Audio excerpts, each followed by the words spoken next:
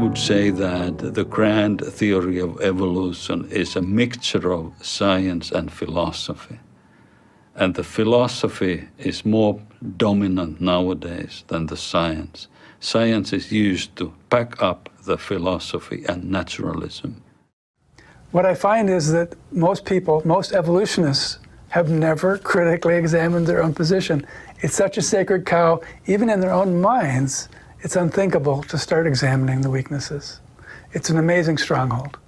And so I guess I'm trying to suggest why the creation-evolution debate isn't the sort of logical argument that you'll get among scientists when they're discussing, say, the role of sunlight in triggering flowering. But with the creation-evolution issue, if evolution is not true, then it means we're created. And if biblical creation is true, then it means it's the God of the Bible to whom we're accountable to. And that, for many people, is a no-go zone. You know, if you want to consider yourself part of the intellectual elite, you must be a Darwinist. It's that simple. It's like the fee you pay to get into the club. And so this is a very, very strong motivator. And there's a flip side to that, which is if you don't hold it, you will be ridiculed and treated as if you're really stupid and really ignorant. And so the fear of ridicule is just palpable on campuses. There are many, many scientists who actually realize that there are major problems with Darwinian theory, but they are silent because they know if they speak their doubts, they will get in trouble. They won't get grants, they won't get funding, they won't be politically correct, they won't have friends. All the stuff that makes for academic success goes away if you question Darwin.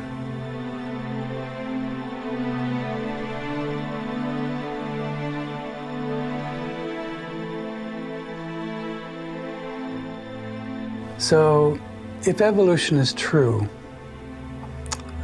many honest evolutionists acknowledge there is no rational basis for morality.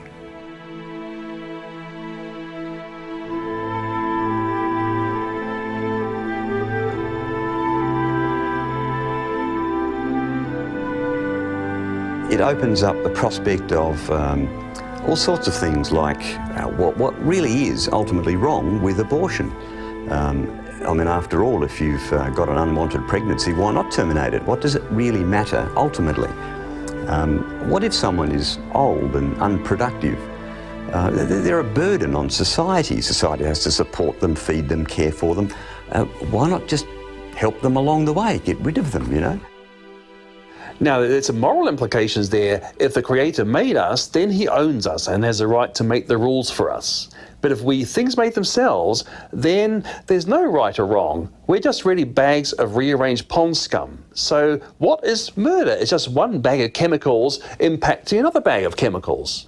Science can't tell you that murder is right or wrong. It can tell you that this action will kill something. It won't tell you that it's right or wrong. This issue of evolution affects so many things in people's lives. It affects the way they feel about themselves. It affects the way people treat one another. It affects their attitude to motivation for living. It affects the way they regard law in their country. It affects the value that they place on other human beings. Now, many critics of Christianity point to various religious wars, the Crusades, the Inquisitions. Now, first of all, these people were acting inconsistently with the teachings of Christ. Second, the numbers are minuscule compared to the atrocities committed by atheist regimes in the 20th century.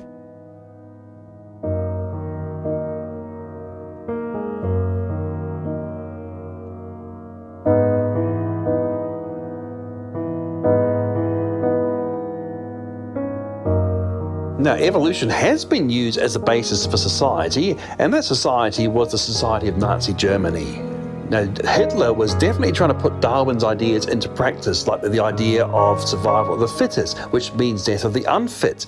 Hitler believed that some races were more highly evolved than others, but the Jewish race was subhuman, he believed. And so if we take the ideas of evolution, we attempt to apply them to ourselves, the result is not pretty. It's hideous. It's evil. Now, I'm actually Jewish ethnically, and of course, my people were almost wiped out in Europe. 6 million of us were butchered by this evolutionary philosophy.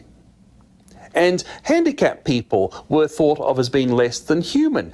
Hitler's own propaganda films said, "We have sinned grievously against the law of natural selection by allowing the handicapped people to live." Wir Menschen haben gegen dieses Gesetz der natürlichen Auslese in den letzten Jahrzehnten furchtbar gesündigt. Wir haben unwertes Leben nicht nur erhalten, wir haben ihm auch Vermehrung gewährt. Die Nachkommen dieser Kranken sahen so aus, in denen Tausende lallende Schwachsinnige künstlich ernährt und gepflegt werden müssen, die tiefer stehen als jedes Tier.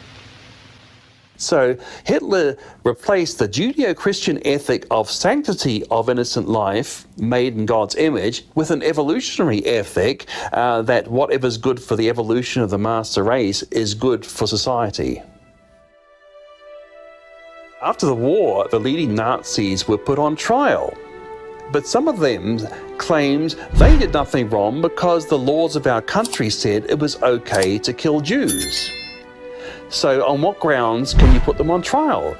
Only if there's a higher morality than national law.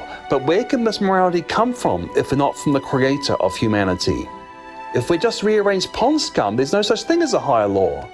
Mankind is capable of doing all sorts of evil against other men, and to think that we might have kind of gotten this out of our system, or that we're structured our societies in ways that this can't happen again, is naive. If powerful people take on ideas that are poisonous, the result is the death of people. The last century was the most blood-stained in all of human history. And this was not due to religious wars, some people like to point to. It was at the hand of genocidal, mass-murdering governments led by men like Hitler and Stalin and Chairman Mao and Pol Pot. Now, all of these regimes had one thing in common, and that was a devout belief in evolution. This caused them to view people as nothing more than animals to be culled. I mean, Mao regarded himself as a disciple of Darwin. Hitler even wrote that struggle is the father of all things. He who does not want to fight in this world where eternal struggle is the law of life has no right to exist. Now, a lot of people say this is maybe stretching things too far, but what if you were one of the ones consigned to the gulags or the gas chambers or the firing squads? And you also believed in evolution? What basis would you have for saying that they were wrong or acting inconsistently for what both of you believe? But have we really learned from history? Because the same philosophy behind Nazi Germany, which is evolution, is now being mandated in the government schools across the nations in the Western world. So should we be surprised that some of the consequences will also follow? Already we're having leading philosophers and so-called bioethicists talking about killing babies after birth if they're not fit enough. It's difficult to anticipate what any one society would do if it fully adopted an evolutionary view. Because if you try and derive morality from the animal kingdom, for example, there are all sorts of moralities that you might choose. Because when we look to the natural world to define a morality statement, what we find is that all sorts of different animals make their way in the world by doing all sorts of different things.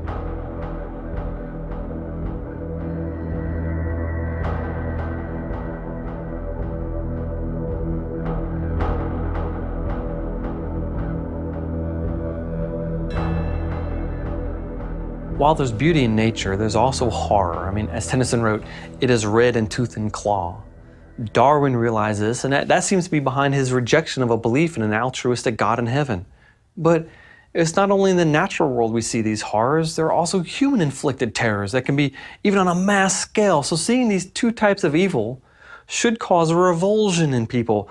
The reality is, it should cause us to stop and realize that something is actually wrong. It shouldn't be like this. No one is really reconciled with death.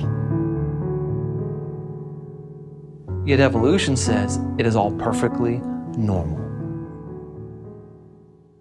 One of the biggest problems people have with the God of the Bible is that if there's a God of love, how come there's so much death and suffering in the world?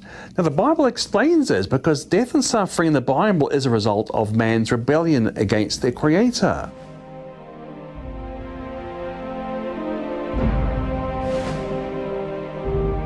But evolution says that death and suffering are a natural part of what produced man in the first place. So evolution provides no comfort for those who are suffering, because suffering, is part of life.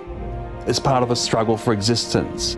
There's another reason why an evolutionist will hold on to their belief system, even when all the fatal flaws are revealed.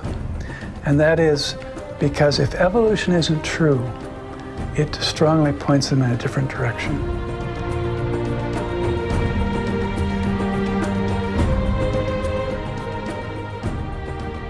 Because really, if the universe and life didn't self-create, if it didn't happen spontaneously, then there has to be a creator. And the creator is not likely to be some little green man from another galaxy. The creator is going to be Almighty God. And so if God is truth, I'm going to try and orient my life in ways that conform with that. Whether that's the way I treat my wife and my children as a father and as a husband, whether that's the way I treat my old age and evolutionary colleagues, with the utmost of respect, because I believe that they are people that are made in the image of God. They're no different from me. They're no different from anyone else that I know. And when we start off with that idea that God made all people and that He cares for all people, if we let that sit in our hearts for a little while, it really affects the way that we treat everyone we come in contact with.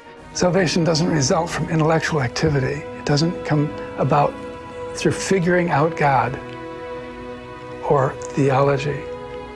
It is a spiritual transaction.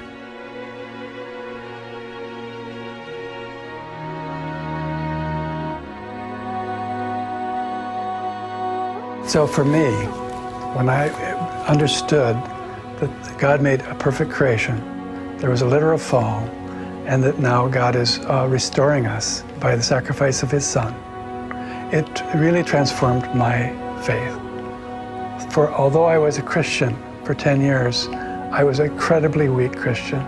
And so every aspect of my faith was transformed by more fully submitting to God and believing His Word.